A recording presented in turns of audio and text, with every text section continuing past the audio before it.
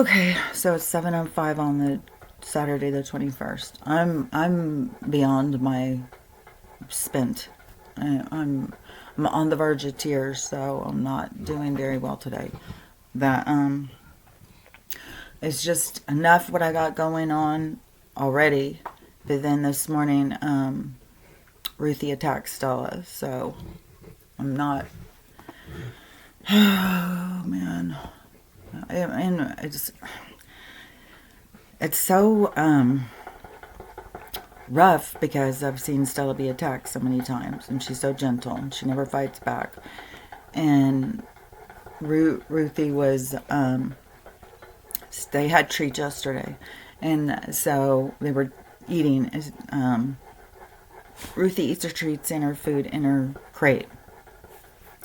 She obviously didn't like this treat, and so she left it in there. Well, Stella found it this morning, and so Stella wanted it. So she was having a fit because she doesn't, even if, like when I was living, when my grandkids and I, when we were all living together, and they would leave food around all over the place, Stella would go into where the food was and just stand there and bark and keep barking until I came in and said, yeah, you can have it. So she was doing that with this treat. I told her, go in and get it. Well, she was having such a big thing about it, and she wouldn't go in and get it. It was scaring her to go in the crate, and it was the ground feels unsteady or whatever, and in her hips and stuff. Which I just gotta say, you know, when somebody comes into the comments and starts calling me an asshole and telling me to go take my dogs to the vet, maybe you should try listening to more than one video to form your opinion. Maybe that's what you ought to try. Maybe you ought to try and not come in so egotistical and arrogant and with such ignorance when you haven't even looked and seen what more is going on. But you're very opinionated about it, and you got no problem sitting there calling a stranger names. And I'm just like, what in the world is up with these people? In which I was thinking about last night, and I was thinking, because like you could call the awakening the great humbling, really. And so people who cannot find how to be humbled, they aren't like, the universe is going to humble people.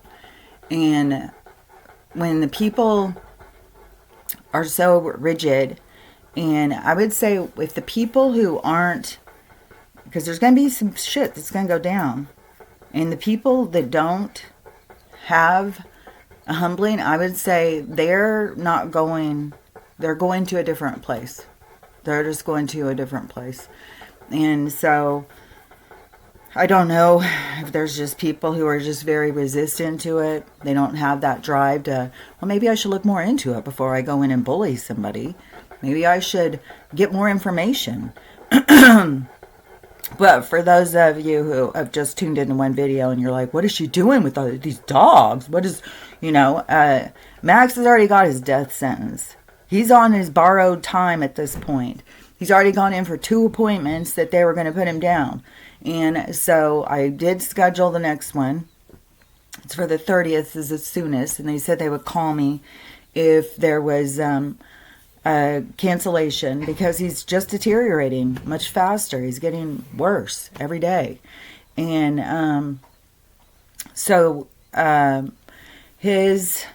and they told me at the last one, they said, well, he can be doing really good right now. But then a lot of times with the big C, they'll seem like, oh, they're doing good. But then all of a sudden they'll crash. And so that's what it seems like. He's going back to being skinny. He's not finishing his chicken now. And his penis keeps getting stuck out, which I guess it can be a medical emergency, but his isn't trapped out there. I tried to put a cold pack on it to see, but he didn't like it. But his it's not turning colors or anything like that. I don't know. I mean, he's got so many issues at this point. And so, yeah, these people who come in and say, take him to the vet. He's been to the vet quite a few times. And Stella, she has spent so much time at the vet. He gives the same diagnosis every single time we go. She's got arthritis. She's got hip dysplasia. She's in a lot of pain. Here, give us, here's some prescriptions. Go take these and do the best you can. And now, I mean, she's getting to the age where anything can get her. I mean, when dogs get old, they start getting heart problems. They get so many dogs. I mean, it's the most common thing that kills the dogs is the big C. So, yeah. It's like this person has no idea. And people don't even know what you're going through. It's just so rude, man. To just, that's the thing about when you want to be rude to somebody. You have no idea what they're going through. You just enter into their field, and then you just start going through the talk. She keeps shaking her head because she got bit inside the ear. I know, honey. I've already given her medicine and stuff. She's just, partly traumatized, and I'm sure her ear's hurting. And at first, she kept doing this weird thing where I thought it kind of knocked her jaw out of whack because she kept doing this. It was freaky. And she kept trying to, doing this thing and shaking her head, and it's on the side with her droopy eye from her stroking. Yes, she went to the vet, and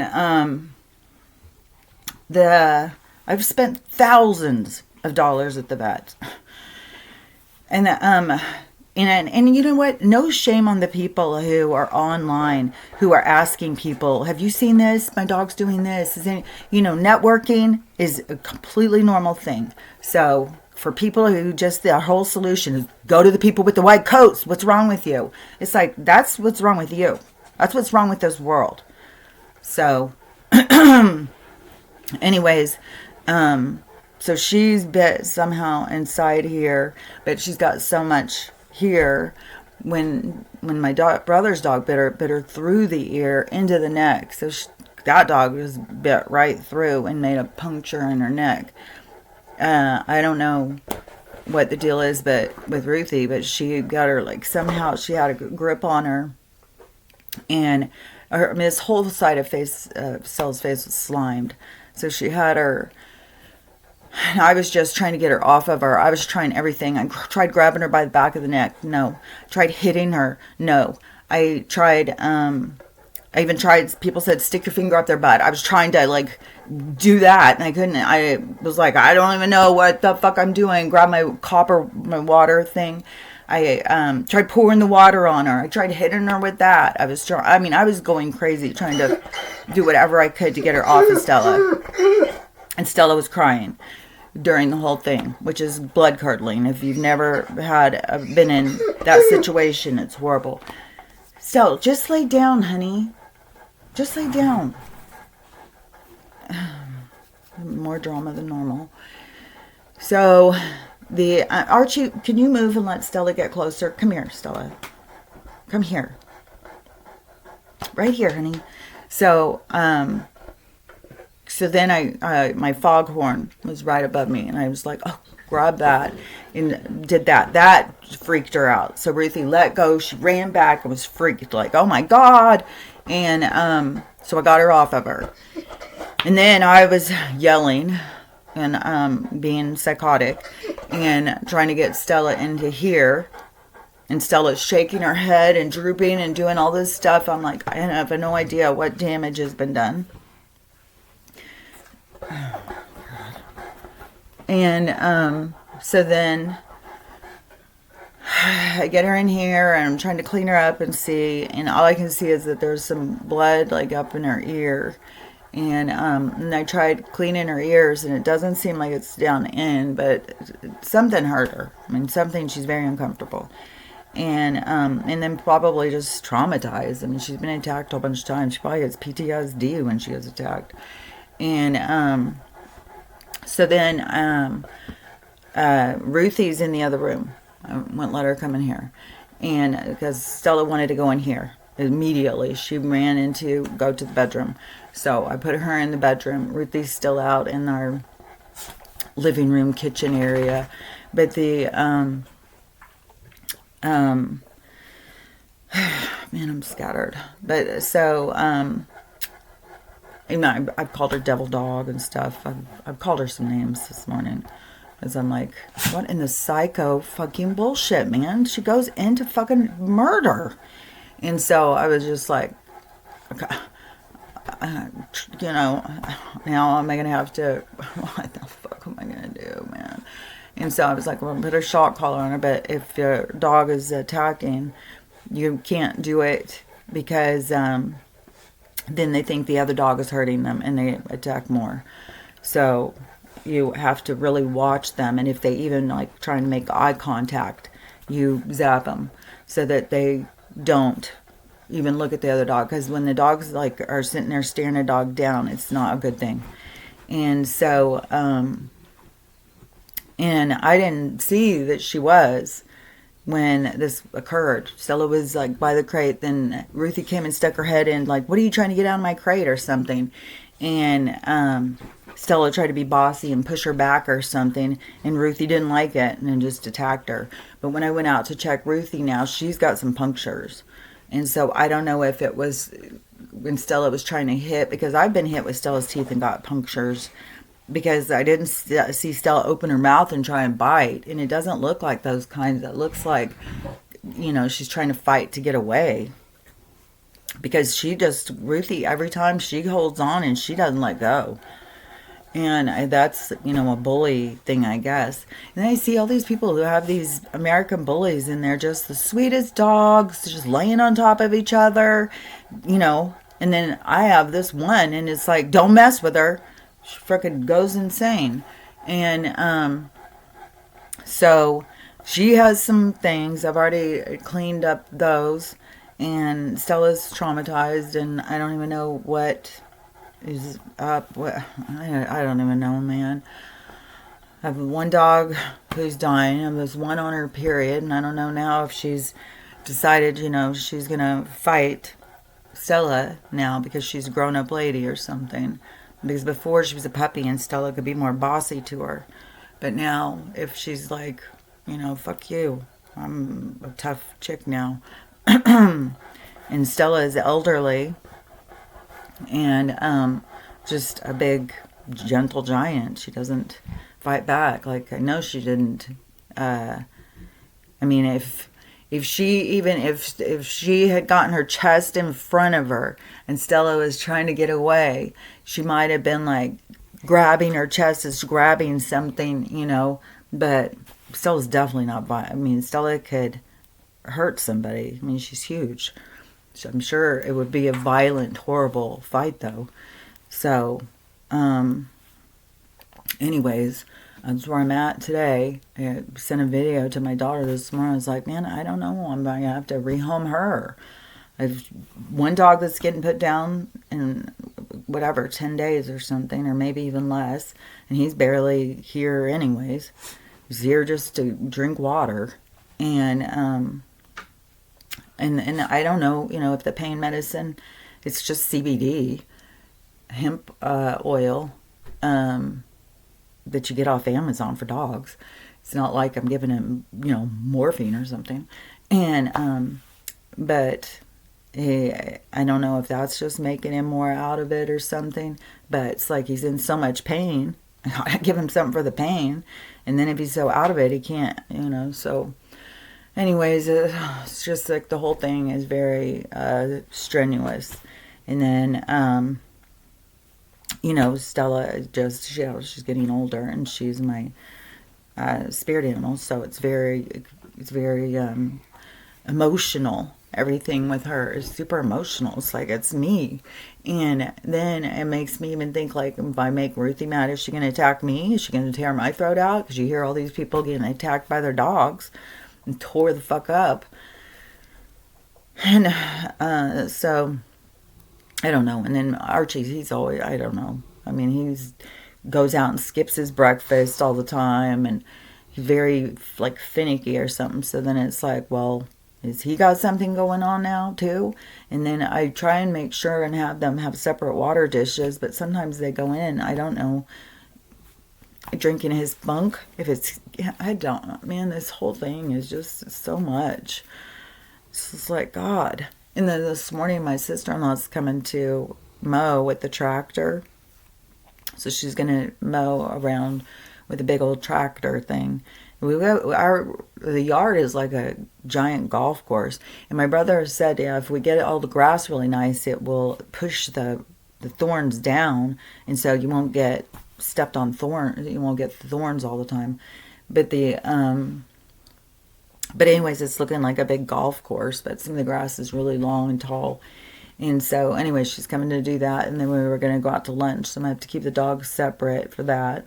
I have them separate right now because it can turn into something nasty again really quick, and because everybody's on edge. And I think Archie's on edge right now, too, because he has been attacked by her a couple of times. And he just when they go outside and play, he'll stand up to her because she will mess with him and he'll stand up to her. But if it's something like a toy or a treat or food or something and she comes over, the other dogs just walk off. They're like, fuck that. I'm not fighting for this. Because she'll fight. She'll freaking she'll try and murder you for it. So, anyways, but the foghorn was the best thing. Now I'm going to get more of those foghorns. Have one in every room or something. I put the shock collar on her. I'm going to just really try and stay on top of that. And try and, man, I don't know. I'm just, like I said, I'm at my wit's end at this point. I'm so beyond spent. And it's so funny how people are always like, the universe won't give you more than you can handle. Oh, bullshit if it doesn't. It will give you more than you can handle, and it's like your workout. It's like fucking marathon life. It's like you have to go beyond what you think you can go beyond all the time. So, anyways, life is a challenge. I'm being challenged a lot right now. And so I'll see if there was a couple things I was gonna 7/22 on the 21st. There was a couple things. So Crystal was saying about the cutting people off, like she thinks that that's a valid thing to cut toxic people out of your life. And which, yeah, everybody's got to decide, who they allow into their energy, into their space. And it's up to each person. It's an individual journey. And you will, oftentimes at your life review is when you go back over it and see if you see it the same, like when you see it from the other person's perspective and stuff like that. So it's a learning curve. It's a learning experience. So yeah, no matter what, you're going to make mistakes. You're going to do things wrong, and you're going to look at them and reevaluate at some point. And but that's often at the end of the game. It's often when you leave the game. Not many people get the opportunity to reevaluate. But in this time of our life, this is the reevaluation. I've said before, this is like our life review. This is like going over things and trying to see things from more perspectives, trying to understand things, forgive people. You're okay, honey. She's shaking her head. Something definitely bothering her. And of course, the vets are closed. You have to go to emergency. And the trainer, when he was over here, he was talking about, because he has a dog that has heart issues. And he thought that the dog was dying one day. So he goes, he has his regular vet, like we have our regular vet.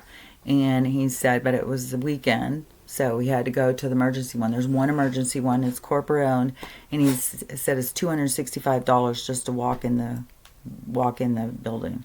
That was the one who does the scoping, $3,000. So so I would prefer not to take her there. I'm just going to try and because I don't see any serious injury of like. Even on hers, I'm just going to try and clean the wounds. It's not like, they're just little, not like huge, not like a big, so they're just like where, you get hit with a tooth or something. So, in a violent battle. So, and my dog, and I've seen, because my golden retriever, and he was a big 110-pound golden retriever. He wasn't one of these small ones. And my daughter's lab mix. And those two dogs went at it so many times in violent fights. And I had to babysit her lab when she was in college. And that was a rescue one because my other daughters, it was a whole thing. So anyways, but it became my youngest daughter's dog. And Winston and Brutus did not get along. And Brutus lived with me for, I don't know, it was maybe almost 2 years or something. And I think it was around 2 years. And him and Winston got into big fights. And one of the times we were out camping, and one of my other daughters, they got in a fight. One of my other daughters tried to go in and separate them, and she got bit on the leg. And that's where you learn, like, you don't go in and try and separate dogs that are fighting. And so she got a huge bite on her leg. And and that was a golden retriever and a lab. But the lab was probably like 70 pounds or something. Winston was definitely bigger. But, lots of people think, oh, golden retrievers are the sweetest dogs. Man, Winston had a side to him that he wouldn't be messed with that dog. But he was always the one who would run down to the fence and start barking. It's like he taught Stella that thing. And Stella would run, she would run the fence line with him. And he would get mad at her and attack her. And so, anyways, then she would always like push back and, then she'd try and run with him. And then he would get mad at her. So, I don't know. But I don't know. I'm just rambling. I'm just beside myself today. I'm done. But so anyways, I was going to play a couple of these one therapists that I really like, because he was talking about the problem is what being toxic is being redefined. And so there is, people cutting people out of their lives thinking it's for a good reason, but I'll just let him explain it. There's 2 videos I'll play of him. So, why are adults cutting off their parents and using the exact same words to do it? You're toxic, I'm protecting my space, this is a boundary. Those are real issues, but here's what's wild. Parents across completely different cultures are hearing the same phrases, almost word for word from estranged kids. And that's not a coincidence. A 2020 study by Arfini et al. Found online communities don't just share ideas, they shape identity and behavior, especially in vulnerable people looking for meaning. And in 2023, Al Kashawana et al. Showed social media. This isn't the one I was thinking of. I'll have to look for it. Word of mouth mimicry. People don't just consume language online, they repeat it, they live it. So what happens when therapy speak goes viral? Suddenly estrangement becomes a script, not always based on abuse, but on algorithms and group reinforcement. Distance can be necessary, absolutely. But when your healing journey starts to sound exactly the same as everyone else's script, maybe it's not healing, maybe it's influence. Drop a brain emoji if you've seen. That's not the one, because he has one where he explains this. Let me see. Children are cutting off parents over bad This vibes. might not be it It's either. not always healing. It's often safetyism, and it's wrecking families. In 1998, 2 sociologists published a study on something called intergenerational ambivalence. And the takeaway, parent-child relationships are naturally complex. They contain both love and frustration, connection and resentment, support and distance at the same time. That's not trauma, it's being human. Today, we're watching the rise of a new ideology, safetyism. It teaches people that emotional discomfort equals harm, that nuance equals danger, that stress equals toxicity, and is spreading fast. If a parent annoys you, go no contact. If a relationship feels confusing, it's abusive. If you're triggered, you're a victim. This isn't psychology. It's therapeutic totalitarianism, a culture that replaces emotional maturity with emotional absolutism, that confuses boundaries with walls and disagreement with danger. Family is supposed to be ambivalent, so is life. life. If you expect every relationship to feel safe, stress-free, and fully validating,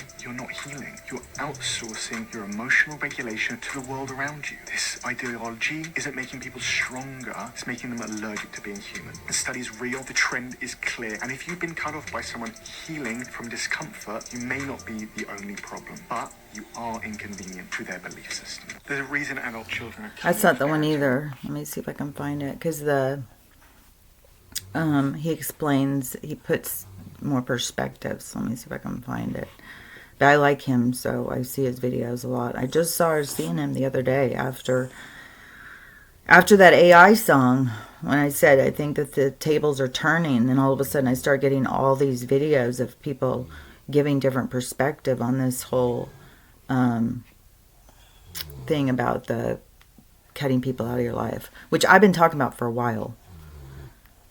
This isn't it either, but it's good. Seven sane people and every He has a couple of good ones. Let's just hear a couple of them. Psychologist faked mental illness. Brought in 7 sane people and every psychiatrist missed it. Listen up. This study is the Rosenhan experiment. Here's what they did. 8 volunteers turned up at a mental hospital. No history of mental illness. They say one thing. They hear voices saying empty, hollow, or thud. Then, once admitted, they act completely normal. Eat, sleep, converse, take notes, life. I might have played this one before. They couldn't leave whenever they wanted. They tried to get out by arguing they were sane. They couldn't. They were stuck until the hospital released, which happened only when they accepted their illness. And doctors, none of them suspect the truth. Every single behavior was reinterpreted as a symptom. Taking notes equals compulsive writing disorder. Flushing the toilet, ritualistic behavior. Being polite, pathological need to please. We've been building psychiatry on a foundation that bends reality to fit labels. Fast forward to today, self-diagnosis abounds. Everyone's got trauma, depression, anxiety, attachment disorders. Labels handed out like candy.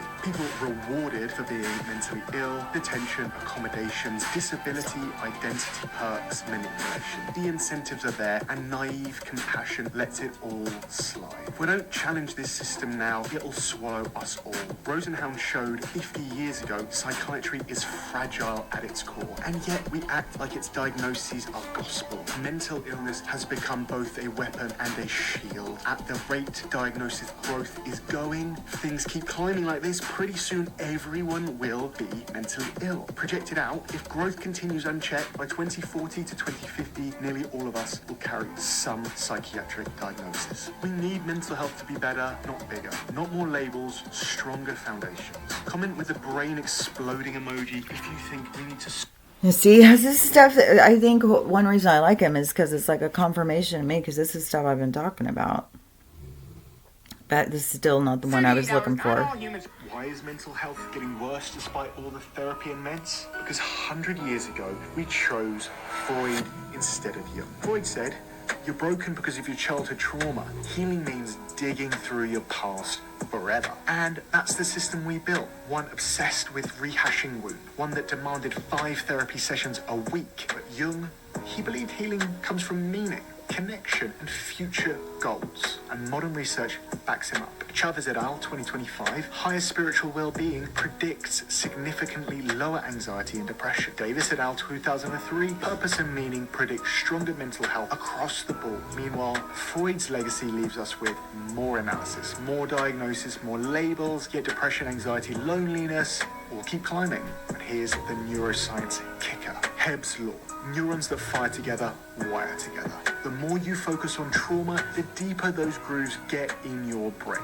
Even the so-called law of retraction echoes this. What you focus on grows. And here's the irony. According to the DSM-5, rumination is literally a symptom of mental illness. Yet Freud's legacy has people paying to rehearse their rumination in therapy week after week. Jung knew this a century ago.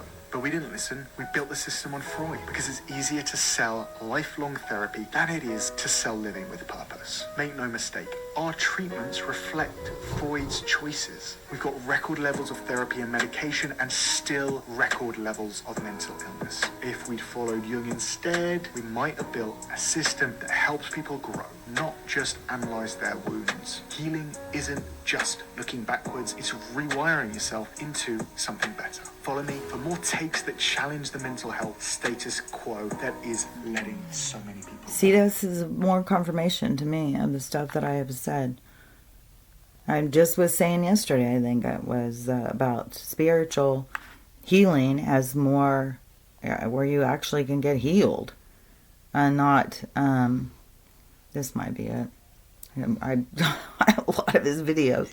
Is a list of the top 5 phrases I hear adult children using to shut down their parents and their partners with therapy culture. Once you hear it, you can't unhear them. Number 1, that's triggering. Translation, this is uncomfortable, so I'm elevating it into psychological danger. Triggering used to mean trauma flashbacks. Now it means I don't want to engage in this conversation unless I get what I want. And PTSD itself is one of the most over-applied diagnoses. In one study, only about 30% of people given a PTSD label actually met the criteria. Number 2, you're invalidating my lived experience, and that's gaslighting. Translation, my interpretation is unquestionable, yours is automatically abusive. Gaslighting once meant calculated psychological manipulation. Now it just means you disagreed with my memory. Academic research shows memory is deeply fallible, especially emotional memory. Research has found people confidently remember events that never happened. Emotion, reshaped recall, suggestion, and conversation can alter memories, and people mix imagination with memory without realizing.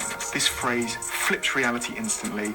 They become the victim, you become the perpetrator, no evidence required. Number 3, that's my trauma response. Translation, my feelings count as medical symptoms and you're the cause. Everything becomes trauma. Every emotion becomes pathology, every disagreement becomes harm. But real trauma exposure has fallen dramatically. Finkelhor's research shows child abuse and victimization have dropped 50 to 70% over the last generation. People are not more traumatized, they're just more fluent in trauma narratives. Number 4, you're crossing my boundary. Translation, this isn't a real boundary, it's a muzzle disguised as self-care. A real boundary sounds like, I'm going to end this call if voices are raised. As you, managing you. A weaponized boundary is, you're not allowed to say that. That's you controlling them. One is self-regulation, the other is domination wrapped in therapy speak.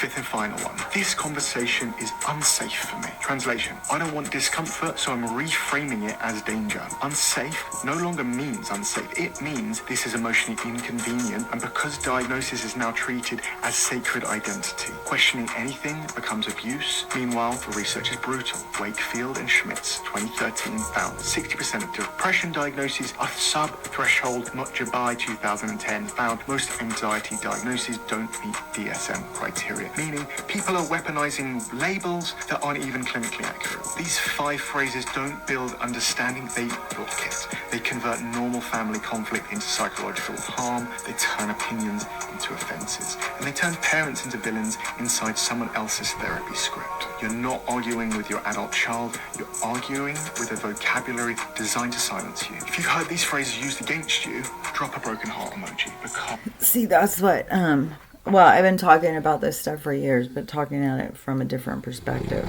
But, yeah, I've said how toxic this whole thing was with all the labels, and everybody wants to label, everybody wants a diagnosis, everybody's, like, looking for their identity, and that's where they're finding their identity, and everybody's fragile, because everybody lives in separation, and having their feelings hurt, they feel abused, and so, yeah, we've created a fragile world that is dependent.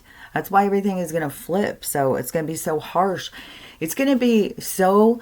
I was thinking about this too last night, which I was having the craziest dreams last night. I'll tell you in a second. But as another thing that I was thinking about was that when the stuff flips, there's going to be some people where it's not going to really affect a lot. It's going to affect your empathy, your compassion for others. But there's going to be so many people who do not see it coming, don't see it coming at all. And right now there is this Stell's Medicine is like, I keep looking over there, and it is like half on the counter and half off. It's just the weirdest looking I don't know. That's so weird. It's like, I don't know. It's like suspended. I don't. This whole world is like so weird now, but but the people are not going to see it coming. That are going to it's going to be shocking because there's going to be a lot of stuff that they're just going to be like don't see coming at all, and so they're going to be very traumatized. There's going to be a lot of trauma that's going to happen, but it's not going to happen for every single person. It's not going to be the same for everybody. A lot of people see what's coming is coming. We may not know exactly what day or what is going to happen, but we can see that, we're more prepared. We're more aware. We're watching more. Other people are just going about their routine, ignoring things, ignoring the signs, just very caught up in their own design of their creation of their existence. So anyways, it's going to hit hard, and it's coming in sooner all the time. Like every day it gets closer. So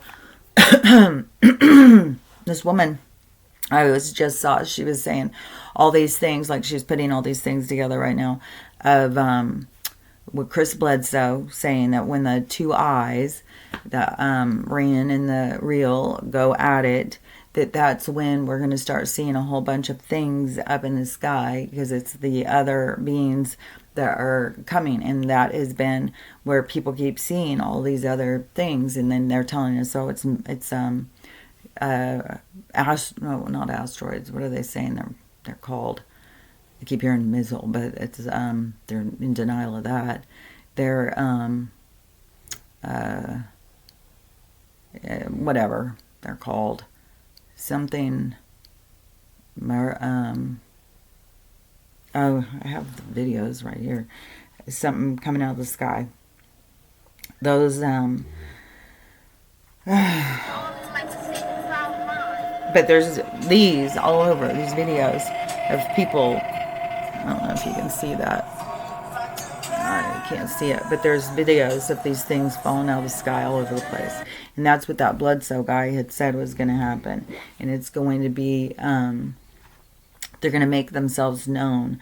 And so people are going to start seeing, and that's going to flip a lot of people's lives upside down, because they're such in denial of the existence of anything other than what they've been told. And that's where they're comfortable.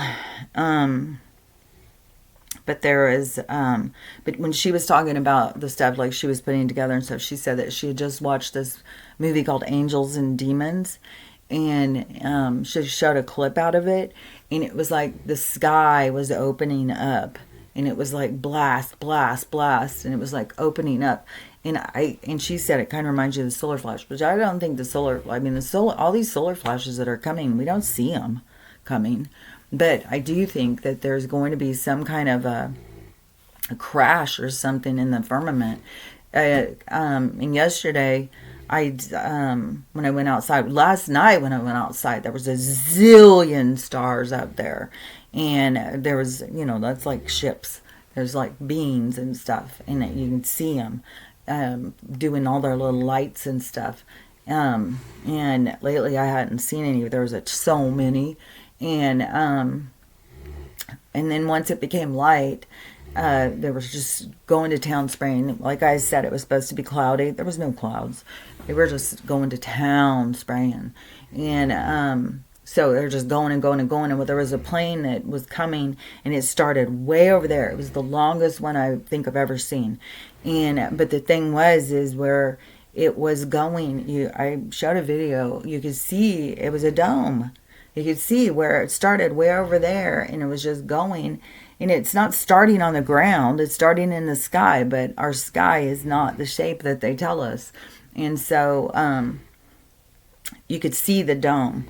It was like a rainbow almost, but it was really far. So anyways, I did a video, a short of that to show it.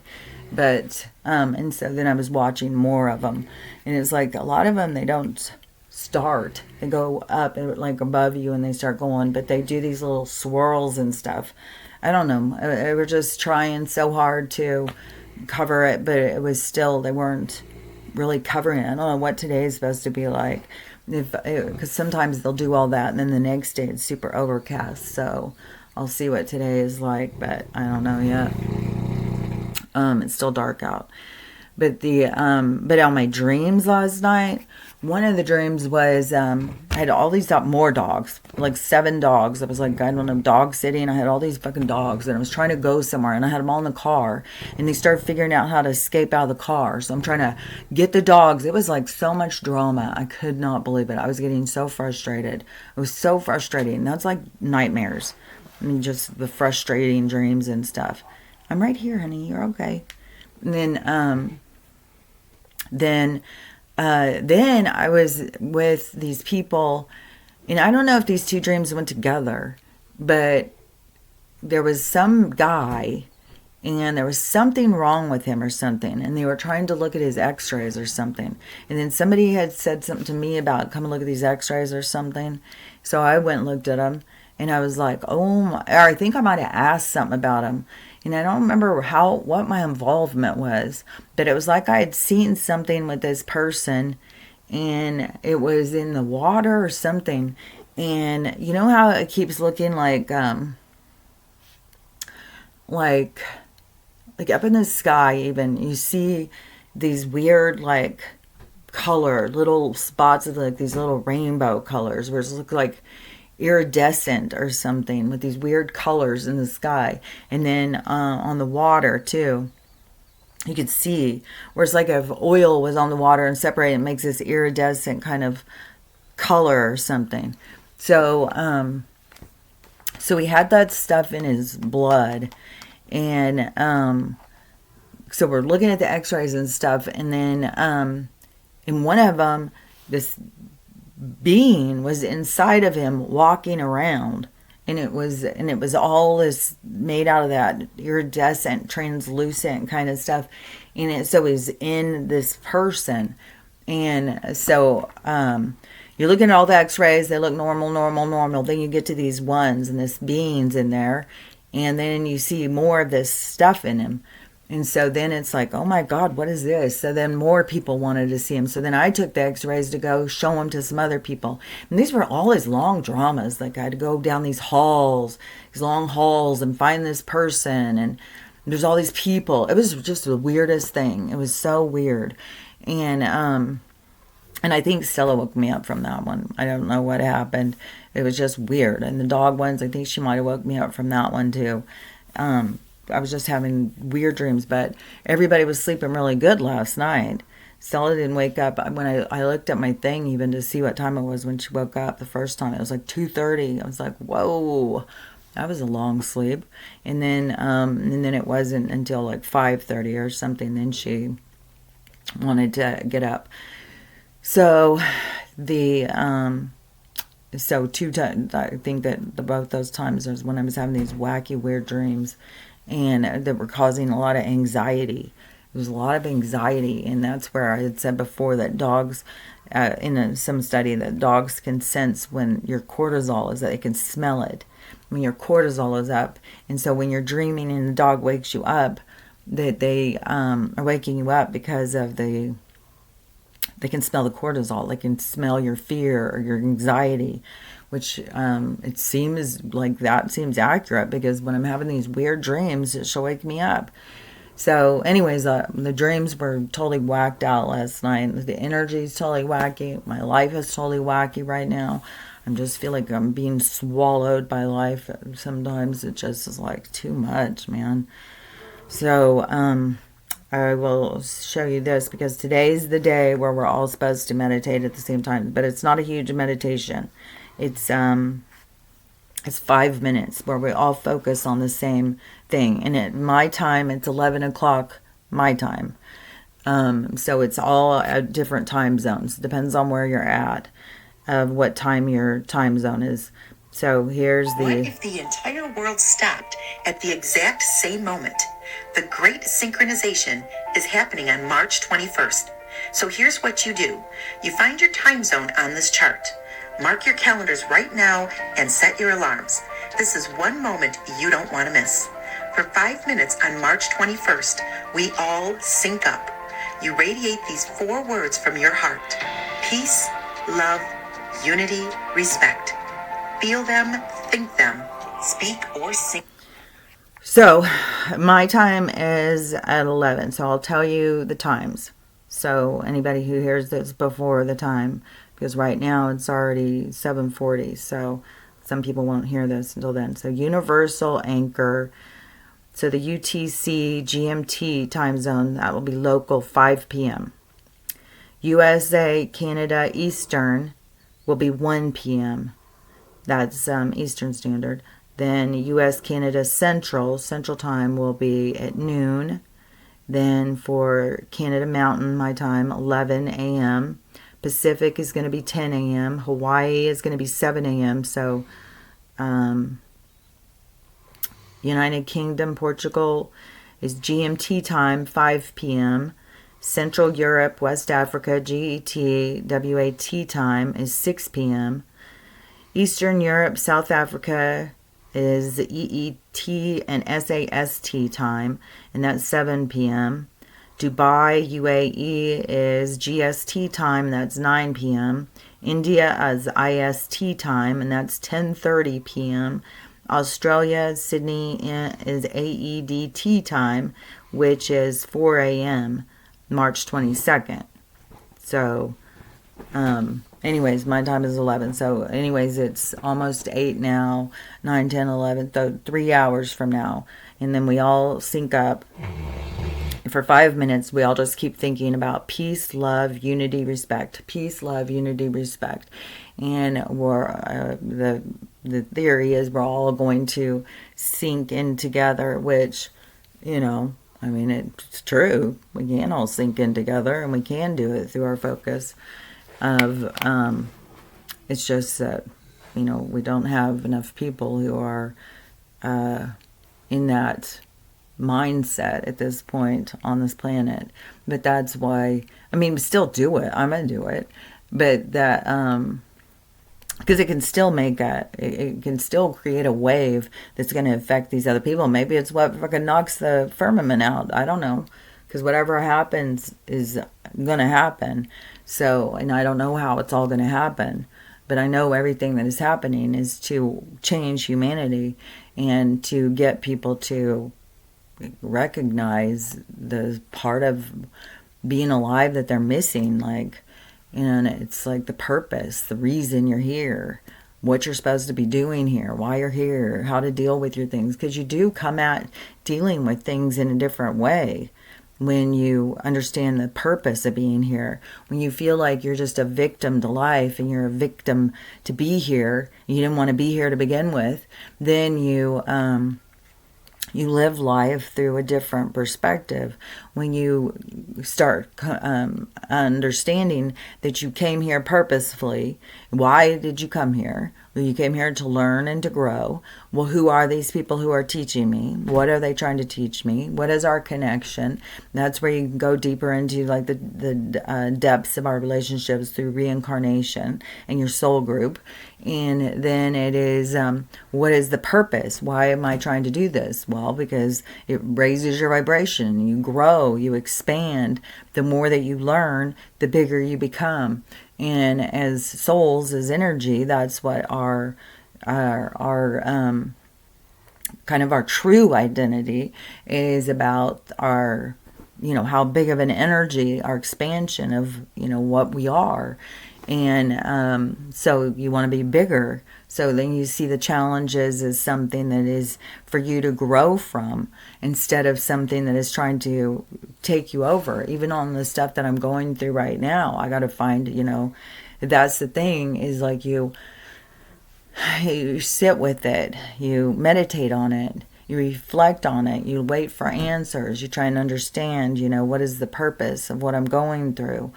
And sometimes you don't know when you're going through it. And so, but to recognize that there's a reason. There's a reason why things happen the way they happen. And you came in for that experience. It's the ride you chose. It's the little, like I've explained before, like the cart. in the ride on the roller coaster, and each seat has its own individual ride. It's its own perspective on this ride, and so each experience you come in is your seat, it's your template, your choice of what ride you're going to experience, what you came in to experience. So it's all very purposeful. So trying to understand the purpose of your existence is what is important. And we've lived in this really shallow, artificial, very manipulated life for a long time, and that's why the universe, when it sweeps in, is going to show a completely different side, that there's a reason, there's a purpose, there's meaning to life. And that is what's going to be shocking to a lot of people, because they are so indoctrinated into this, they're the only thing out there, the science is right, the purpose of life, and all this stuff. So the universe is going to sweep in and knock their socks off and give them a new perspective, and it's going to flip people's lives upside down.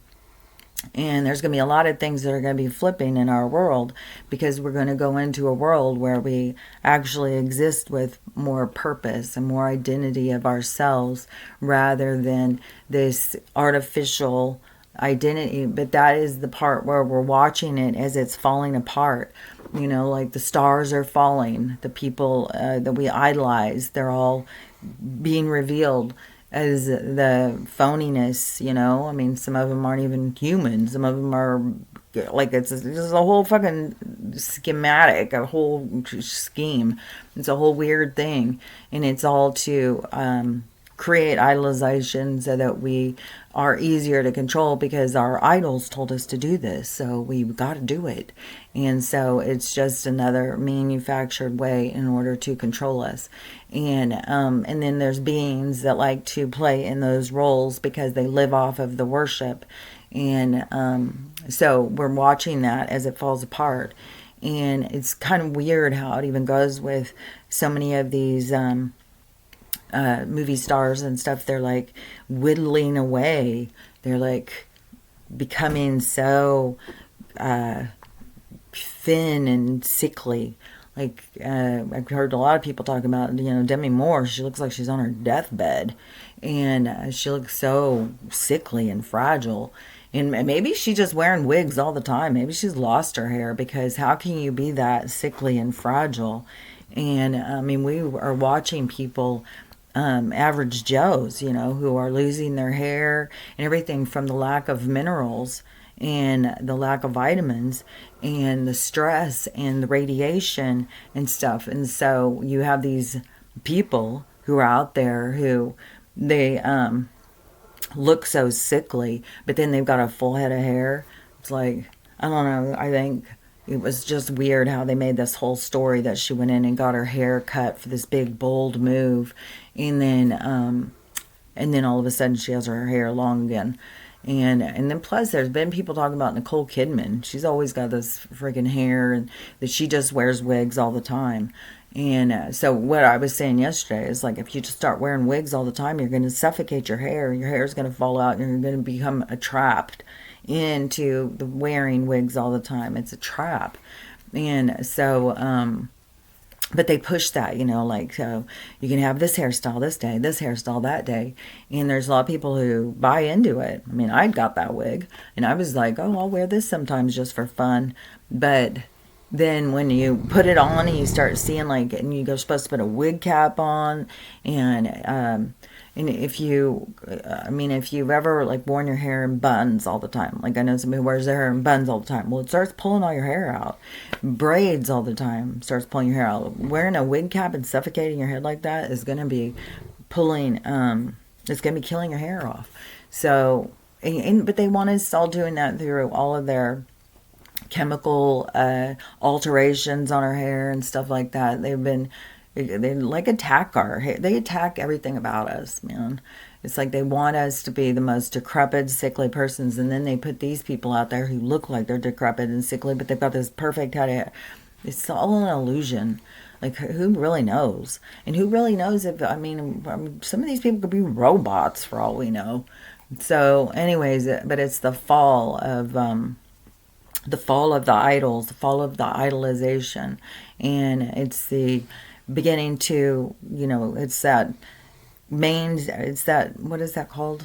Main stage, where you start seeing yourself as the main character in your own story, and you start elevating yourself, taking care of yourself, putting your energy into yourself. And what is it that you want? What do you believe? What do you think? How do you think about this? And this is what the world is giving you, all of these opportunities to think of things and think things through and look at all these different perspectives and all these different things happening. And so when you use it to your benefit to grow, it's going to help you, in your identity. But there's so many people who don't. There's so many people who just want to argue about it, fight about it, and they just want to stay stuck. But that's where the universe is going to come in and give them a big nudge. And the people who can't budge, they're not meant to. So like I said, it's going to be a big humbling. The big humbling, it's going to get you to see things through a different perspective that you don't see coming. And so I just feel like we're close, no matter what is going to happen. I mean, scientists saying we're going to have these big earthquakes, and there is going to be these big earthquakes. And there's one lady who was where her sister's psychic and had these premonitions and stuff, and she was talking about Seattle's going to have a 9.5. There's going to be all these earthquakes going to be in California and tsunamis and stuff like that. The Golden Gate Bridge is going to collapse. There's going to be a lot of isolation. People are not going to be able to escape where they're at. And so people are going to be stuck, and they're going to turn on each other, and they're going to start fighting and stuff, which probably will happen in some places. And so the thing is that we need to come together. When we come together and we help one another, we are greater. When we fight each other, we're just like, dogs fighting. It's like we got to, and people are going to start fighting for food and resources and stuff. And so, and when you have these, these idols, these stars out here that look like they are emaciated and starving to death, then people start thinking of lack of food is going to create starvation. But then you go look at the people who are fasting, they're getting healthier.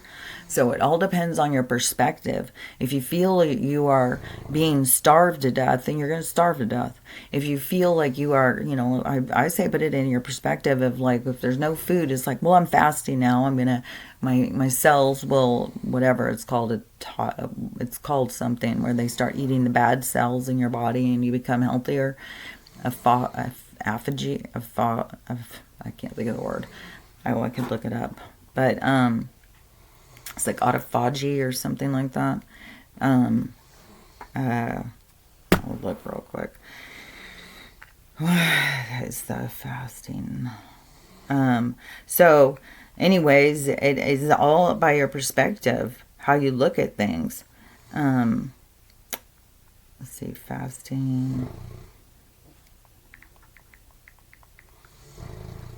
So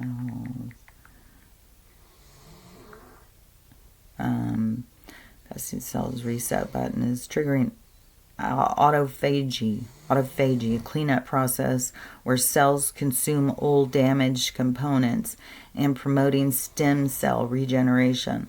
So go at it thinking that if you're in a place where all of a sudden, there's no food and you can't get food, don't sit there and think, we're going to starve to death, we're starving, because then you will starve. It's what you tell yourself. And then if you think like, well, we'll attack these people, we'll steal their food, then that is, your soul is showing it what it will do in times of fear. Instead of going internal and resetting how you look at things and thinking like, no, I'm in a fast right now. This is a temporary situation, and I will figure out how to get out of it. And so that's just how we have to approach some of the stuff. Yesterday I was even thinking, because when we were down at the river, I was thinking, man, it seems lower.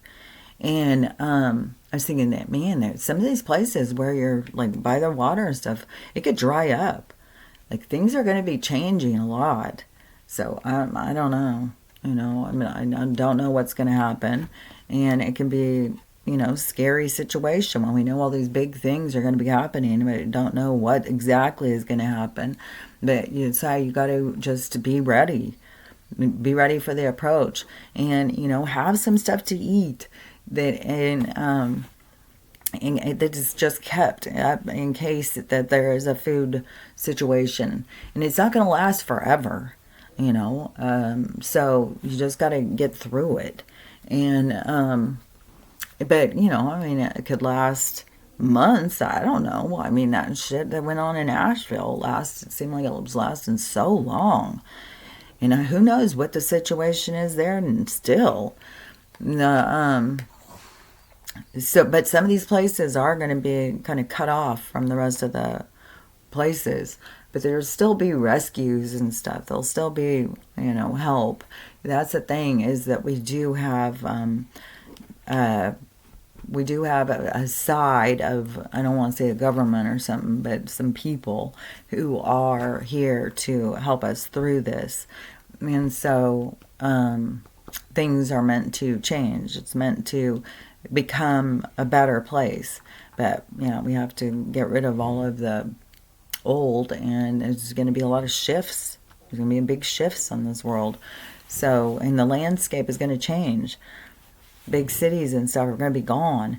And it can be like she was saying, the one psychic girl, she was like, Houston is going to have something, a whole bunch of people are going to DIE, because there's going to be some like GAS or something that's going to, some toxic thing that's going to be, people are breathing. And that wouldn't be the only place.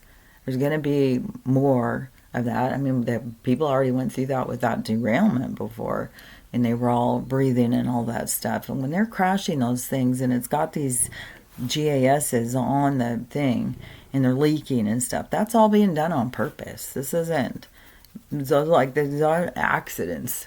Like, people gotta quit thinking like these are all accidents. No, we're under attack as beings, and it's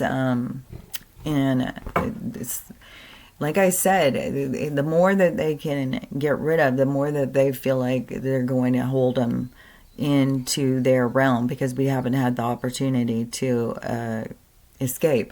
But the thing is we go into a higher dimension, and when we leave here, we go into the evaluation room, like the gray halls or the purgatory, the space of evaluation. And that's where you go through your life review and stuff, and you go through a healing process.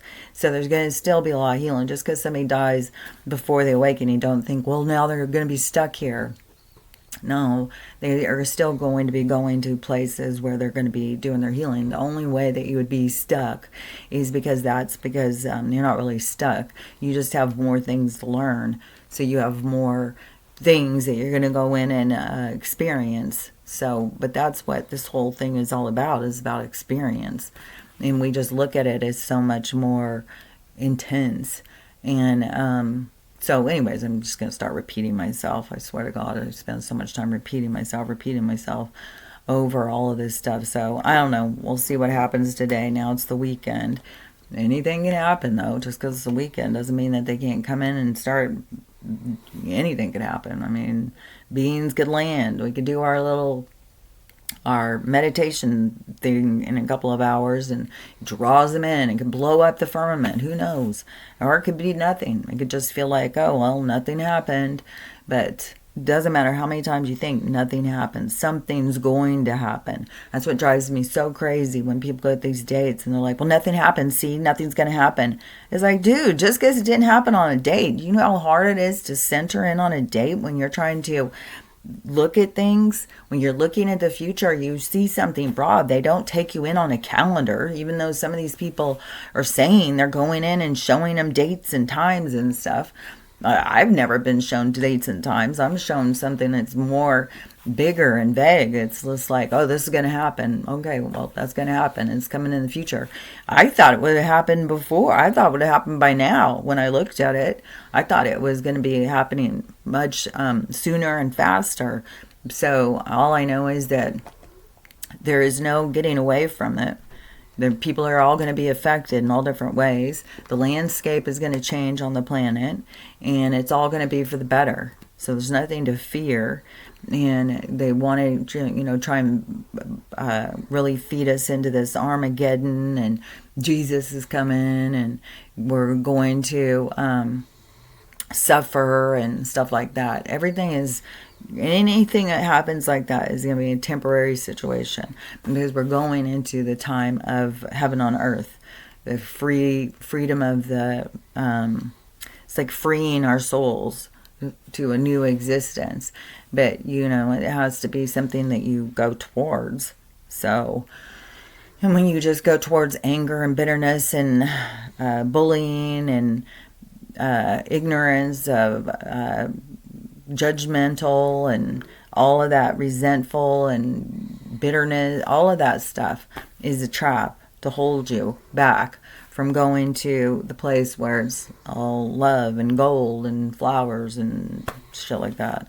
So anyways, and we do all have challenges. We have challenges that we're having to overcome to get there. So anyways, I'm going to have more challenges today. Just, man, I just feel, I don't even know, man. So anyways, but we just got to learn how to love ourselves. And some of these choices bring you to your wit's end. And so learn how to love yourself through all of it, learning how to love everybody else, and learning how to have the day we want to have. And you get disrupted sometimes, and you're having the day you don't want to have. It's just like comes and hits you out of the blue. And so it's part of the challenges, part of the, figuring yourself out, overcoming problems and stuff, So anyways, we'll see what more comes our way. And I've got my own hands full, and so anymore is just like, God damn. But to me, like, my hands are full, but the sky starts opening up and things start coming through, and it shatters, and we start seeing the world beyond it. That's not a problem to me. That's not something that's gonna scare me. That's not something that I'm like, oh no, now we're having a real bad day. No. I feel like when we see that, it's going to be like, oh God, thank you God, things are about to change. So anyways, that's all a perspective. So in my perspective, I've got my hands full at this point. I'm just like stressed out. And so I'm going to go deal with my day and try and figure out like how to manage the chaos.